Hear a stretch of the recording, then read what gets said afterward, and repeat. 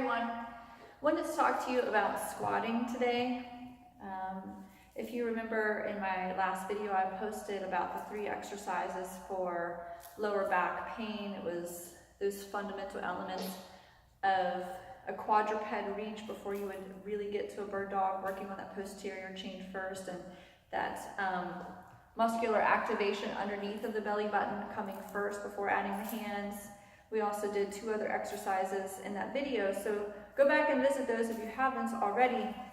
But part of that, I also very briefly talked about squatting in that video, and how in your daily activity, working into your squat is really important, because how many times a day are you bending over to pick something up, right? This ball is kind of easy, but often we're stooping over to pick something up from the groceries, or our kid, or our pet, and so we come into what I call the hunchback of Notre Dame. So your body makes this really weird shape. The shoulders are rounded forward, shoulder blades are pulling away from the spine. This lower back is taking a ton of pressure. You're also in flexion, meaning your body's bending forward. So the discs within your vertebra there in the spine are actually getting this pressure that's not conducive to feeling really great in your lower back. And I know this sounds like a lot of layman's terms. I'm trying to keep my language simple on purpose. I teach all the time, and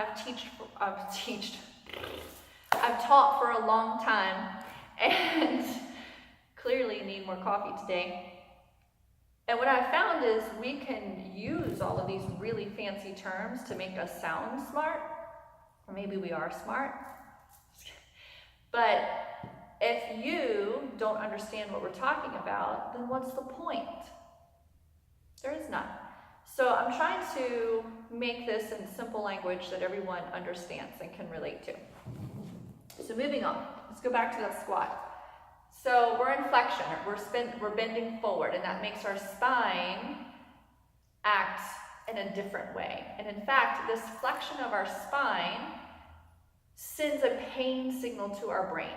The more and more we do this, the more and more on a cellular level, we're putting data into our spine telling us to cause pain. I feel like my camera's not focusing, you guys, and I'm not starting over, okay? You're just sticking with me right where we are. All right, so it's really important to know that you can rewrite your brain's receptivity to your movement, okay? So I like to explain it like you are getting the cable rewired in your house, or you're setting up a new cord from, your phone to your charger.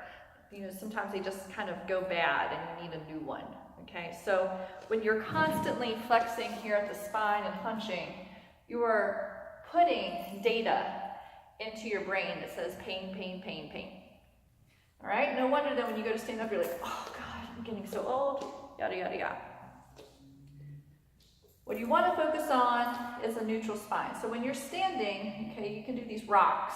This is anterior tuck, very exaggerated, posterior tuck, very exaggerated. Okay, and some people stand like this, like moms holding their babies, okay, and they put their hips forward. All right, and then we have other people who try to hold things on their rib cage, all right, or maybe they're trying to be Kim Kardashian, I don't really know. But you want to keep the spine neutral. So the tailbone is growing long out of your back. And then as you go to squat, you're going to do that same thing. Okay, now, that means that sometimes we can get really deep and sometimes we can't. And our feet are like the rudder, all right, and the hip angle. So I had a discussion the other day about, deep squats are the only squat. No, not always. Anytime somebody tells you that this is the only way to do it, right away I got that big question mark above my head, like, are you sure? And I do a lot of research. I love reading, I'm a nerd, okay?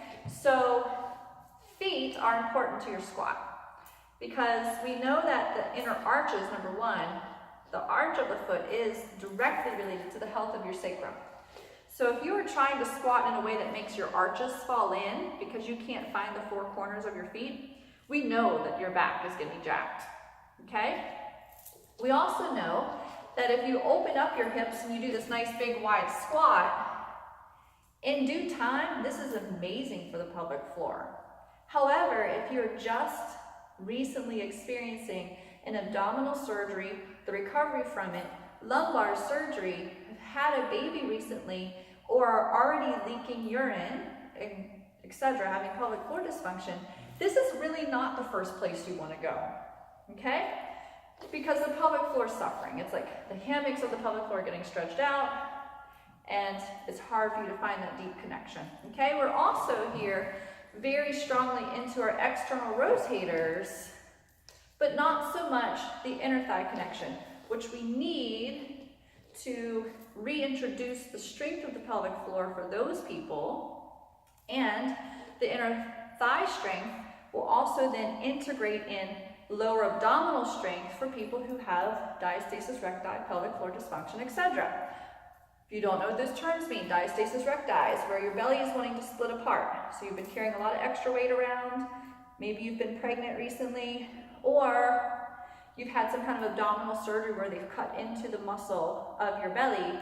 Now you may have diastasis recti, okay? It just never feels like it quite knits back together. You can feel maybe a little too much softness or even like a hole there, okay? Pelvic floor dysfunction. Are you leaking urine? Are you having bowel issues? Maybe you can't control your bowels, or maybe they just will not move for the love of God. Sexual pain, really uncomfortable pelvic and back pain during sexual intercourse. Erectile dysfunction for dudes, or painful urination for my fellas. All are pelvic floor dysfunction, okay? Hernia. If you have a hernia anywhere, that is already your body saying, hello, we have pelvic floor issues, okay? So, let's go back to squat. Neutral spine. Okay, neutral spine, I can get really low, but if I start to get really low and now I'm starting to flex, that might be a problem, okay? And it all depends on the feet. So try all angles. That's really what all of this is about. Try all angles. Try with your feet in a parallel position. You'll get a deeper pelvic floor engagement. You may find it harder to get low and keep your neutral spine. You might feel like you want to flex, but you want to keep this neutral spine. Maybe you put your hand here and here, okay, and then load your booty and up. With a parallel foot, that might be more difficult for you. On the other hand, take your toes wide and think about your hands are in heart center. Can you start to sink down and in such a way that you can get your elbows to rest between your knees? Now, having said that, if you're sticking your bee stinger way out here, that's still not it. We want to be here, okay? So it really is about that spine remaining long. If you think of like a drill going into the ground, like they're drilling for a well, you're not going to drill so far and then stick the drill tip out. You're going to keep that drill driving down, okay? So whether your toes are in parallel and you're in a narrow stance, or you're in a wider stance and trying to go into your deep squat, either one is beneficial. Now listen, play around with both. But understand that you may not be good at one or the other. And here's why. You have basically 4 pelvic bowl shapes, and you have basically 4 top of the leg bone shapes. Let me grab Joe, hold on.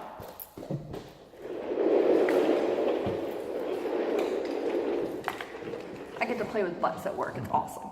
So listen.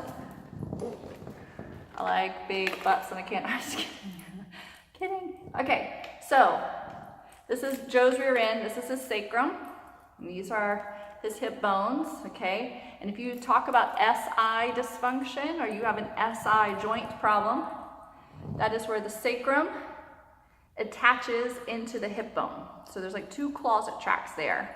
And yes, they can move in different ways and it's not good. That's where you get your pain, okay? Sits bones are here, those bony points you're sitting on. And then we have the leg bone. And you see how we've got this notch, okay, that's like the mortar and pestle, right? So that hip socket, and the hip should be here, and then we've got this bone, and then you've got this bony part that you can touch on the outside of your hip, greater trochanter, okay? Again, fancy word, don't worry about it, just this is the part you can touch on the outside, and this is the part on the inside that lets your leg bones roll around inside your hip hole, okay? That mortar and pestle. So, this pelvic bowl, okay, the hip shape. Now this one's a pretty like little heart, right? There's 4 shapes really. And this all comes back to like, which caveman do we descend from, okay? So some of them are wider at the top and more narrow at the bottom. Some of them are wide all the way around. Some of them are more narrow at the front. So these hip bones here in the front of the body that you can touch. Some of us have them like pretty narrow and parallel, and others of us feel like they're kind of more reaching out on 45-degree angles. That all affects the size of our hip bowl. How does that mortar and pestle move? The other component of that is this bone.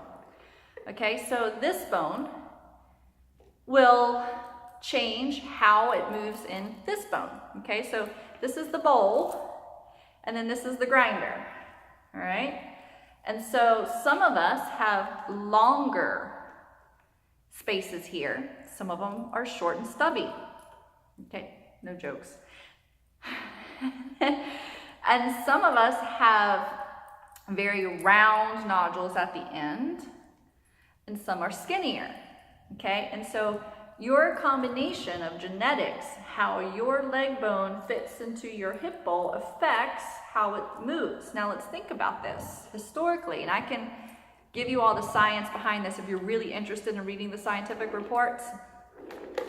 But for instance, you think of Olympic weightlifters, or if you take any of my classes, you know I love Romanian deadlifts and Bulgarian squats, and somebody's made a joke about all these Eastern Europeans. Well, there's actually truth to it. Genetically speaking, they are more in a disposition of having the correct mortar and pestle to give them a deep squat, which is why they're really good at Olympic weightlifting, because they can get down low and then power the crap out of that. Now, us poor Irish folks, Irish, Scottish, I think the English might be in there as well, a couple other people groups, we tend to have a different hip shape, more narrow in the front, okay, a smaller hip, and then our conjunction with the leg bone into the hip is different from that of a Bulgarian. And so you don't see a lot of Irish people who do really well in Olympic weightlifting for that reason, because we can't get as low. Okay, I had to work really hard to get into my malasana, my deep squat in yoga. It took me a while because I had to really work more on my external rotators and how they function with my cheeks to be able to get into that deep squat and then be able to trust that deep squat and keep my chest up and open up my hip flexors here and not, crunch into them and try to hang on to them, but to find the true strength in my derriere. Now, speaking of which, if you know you're squatting and you're constantly, because I teach bar, we do lots of plie. So plie is a slightly tucked bum, not a super tucked bum, but we don't want here. So slightly tucked bum, and our knees go out over our toes. A squat is different. We don't want to go into our knees. We want to go into our bum. Okay, but in doing that, we want to keep that neutral spine. But some people, to try to find neutral spine, they become flexors. Okay, so they squat here, and they just think about compressing into their spine. One of the things that I use to help people open up their chest away from their squat, so to stop relying on compressing into these hip flexors, but like really finding the length of their spine while they lower their bum, is to use a ball, okay? So much like on the reformer and Pilates, we lie you down and we teach you how to, with the foot bar, come into the squat movement, but we've taken gravity away and put you on a flat surface on your back so that you can learn how to use the integration of your hip musculature and your gluteals to find that true power before we load you back into the weight. Same thing with the wall block, because not all of you have reformers laying around your house. So if you come into where the pressure is mainly at the bottom of your shoulder blades, or a little bit in between your shoulder blades, a couple of ways you can do this. The first one is to walk your feet out a little bit, so that as you slide your back down the wall, you can stay in this nice squared up shape, okay? So that's one way to do it. And what we're trying to focus on is stretching the gluteals out, load them up, and then exhale, push. Inhale down, try not to change the shape of the spine, exhale, push. The other way you can do this, make it a little bit different, I won't say harder, different, because remember, all angles are really, it benefits you to play with all the angles, is to bring your feet more under you. And now you're going to try to find that squat that's a little bit more natural without the ball, meaning we're going to lean forward a little bit. But it's because of the flexion of the hip here, not because we're flexing into the spine, but the hip is closing and the hip is opening, this space. Hip is closing, hip is opening, all right? And now I have to work a little bit harder to not let the ball push me into my knees, but I have to like really load up my rear end and then untuck my tailbone away from the ball. So I'll know if I'm trying to cheat and be a bee stinger, if I can feel that all the way to my tailbone. But if I untuck, now I just found my glutes. There they are. Okay, next. And last. I used to call this mama squats because we love this for some of my pre and postnatal clients. It's not for all trimesters, so don't try this at home, pre and postnatal mamas, unless you've talked to me first. But it's really great for opening up your body. And my regular clients, men and women, love it. So you'll sit on top of the ball. Hopefully I can get to an angle where you can actually see me and not hit my head against the wall. But I'm going to walk down, I'm going to get low, and then I'm going to spine up. Okay, so basically I'm letting my spine stay on the ball. So this is a great way to help find your deep squat hip mobility without actually touching a deep squat. Okay, because at the bottom of it, these obnoxious noises, you're like here. Okay, and now you get to use that ball to help you find.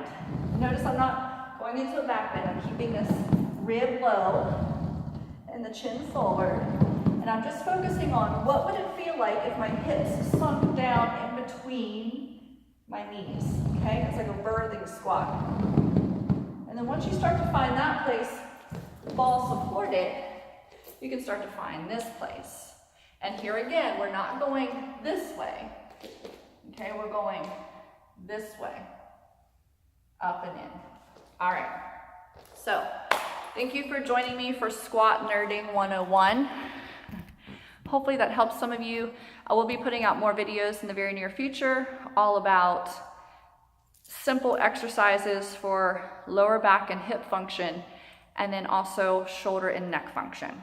All right, about 3 exercises per video. Until then, have a great day. Subscribe, please. You'll be notified of those videos when they come out via email when you subscribe to trainerj.com or Trainer J on YouTube. All right, thanks, bye.